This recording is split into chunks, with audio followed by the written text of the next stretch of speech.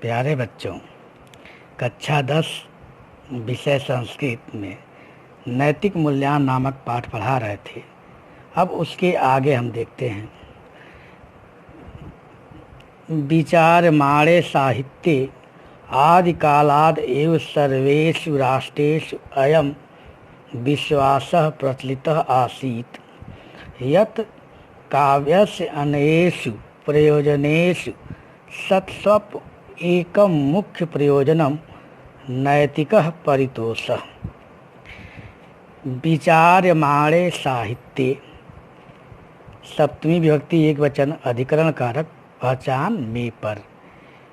विचार करने योग्य साहित्य में आदिकालाद एव आदिकाल से ही अपादान कारक पंचमी विभक्ति एक वचन सर्वेषु राष्ट्रेषु सप्तमी विभक्ति बहुवचन अधिकरण कारक पहचान में पर सभी राष्ट्रों में अयः विश्वासः प्रचलितः आसीत् अयं विश्वासः प्रचलितः आसीत् यह विश्वास प्रचलित था। विचार करने योग्य साहित्य में आदिकाल से ही सभी राष्ट्रों में यह विश्वास प्रचलित था यत् मन की काव्यस्य अन्येषु प्रयोजनेषु सत्स्वप एकं मुख्यम प्रयोजनम नैतिक परितोषः कि काव्य के दूसरा प्रयोजन होने पर भी एक मुख्य प्रयोजन नैतिक संतोष है। कि विचार करने योग्य साहित्य में आदिकाल से ही सभी राष्ट्रों में यह विश्वास प्रचलित था कि काव्य का दूसरा प्रयोजन होने के साथ साथ एक मुख्य उद्देश्य नैतिक संतोष है। प्लेटो, अरस्तु, पेटर, होरस आदि सर्व विचारकः काव्यस्य मुख्यम प्रयोजनम नैतिक विकास एव स्वीकृतः। प्लेटो, अरस्तु, पेटर, होरेस आदि सभी विचारकों के द्वारा काव्य का मुख्य उद्देश्य नैतिक विकास को ही स्वीकार किया गया है। नैतिक मूल्य व्यक्तेः समाज की प्रतिष्ठा अभिवर्धते। नैतिक मूल्य के द्वारा व्यक्ति की सामाजिक प्रतिष्ठा बढ़ती है। मानव कल्याणाय नैतिकता आवश्यकी। मानव कल्याण के लिए नैतिकता आवश्यक है। नैतिकता एव व्यक्तेः समाजस्य राष्ट्रस्य विश्वस्य कल्याणं कुरुते।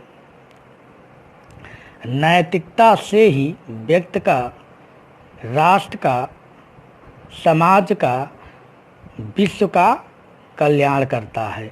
नैतिकता ही व्यक्ति का, समाज का, राष्ट्र का, विश्व का कल्याण करता है। नैतिकता आचरणेन मनुष्यस्य त्यागः, तपः, विनयः, सत्यं, न्यायप्रियता एवं अन्य अपि मानवीय गुणा उत्पद्यन्ते।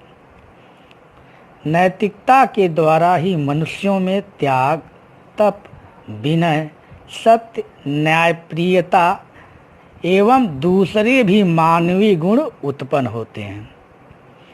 नैतिकतया मनुष्य अन्य प्राणिभ्यः भिन्नः जायते। नैतिकता से ही मनुष्य दूसरे प्राणियों से भिन्न हो जाता है। तद आचरणेन व्यक्तेः समाजस्य च जीवनम अनुशासितम निष्कंटकम भवति। उस आचरण से ही व्यक्ति का, समाज का, उस आचरण से ही व्यक्ति का और समाज का जीवन अनुशासित और बाधा रहित होता है। निष्कंटकम माने बाधा रहित। व्यक्तेः समाजस्य वर्गस्य देशस्य च सम उन्नयन अवसरः लभ्यते। व्यक्ति का, समाज का, वर्ग का और देश का उन्नति का अवसर प्राप्त होता है। समाज ईर्ष्या, द्वेष, छल, कलह आदि दोषेभ्यः मुक्तः भवति। समाज ईर्ष्या, द्वेष, छल, कलह आदि दोषों से मुक्त होता है। अस्माकं सामाजिकाः अंतर्राष्ट्रीयाः संबंधाः नैतिक आचरणेन दृढ़ा भवन्ति। हमारा सामाजिक अंतर्राष्ट्रीय संबंध नैतिकता के द्वारा ही मजबूत होते हैं। अतः नैतिकता शब्द सचरित्रवाचकः सुखमय जीवनस्य आधारः अस्ति। इसलिए नैतिकता शब्द अच्छे पवित्र का वाचक सुखमय जीवन का आधार है। इसलिए नैतिकता शब्द अच्छे चरित्र को बताने वाला है और सुखमय जीवन का आधार है।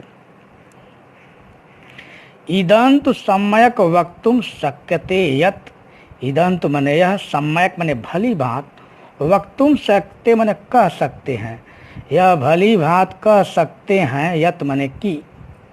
नैतिक आचरणस्य नैतिकतया मुख्य उद्देश्य स्वस्य अनयस्य च कल्याणकरणं भवति। नैतिकता का, नैतिक आचरण का और नैतिकता का मुख्य उद्देश्य अपना और अनयस्य और दूसरे का कल्याणकरणं भवति, दूसरे का कल्याण करना होता है। इस प्रकार हम भली बात कह सकते हैं कि नैतिक आचरण का और नैतिकता का मुख्य उद्देश्य अपना और दूसरे का कल्याण करना होता है।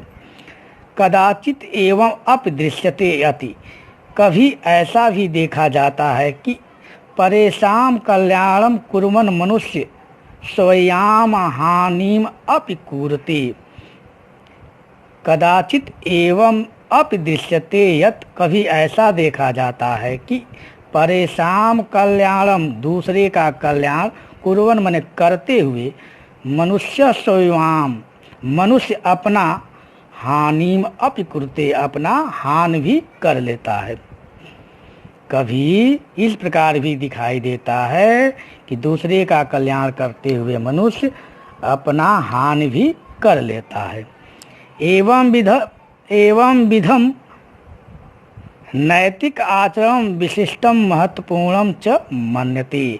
इस प्रकार का नैतिक आचरण विशिष्ट और महत्वपूर्ण माना जाता है।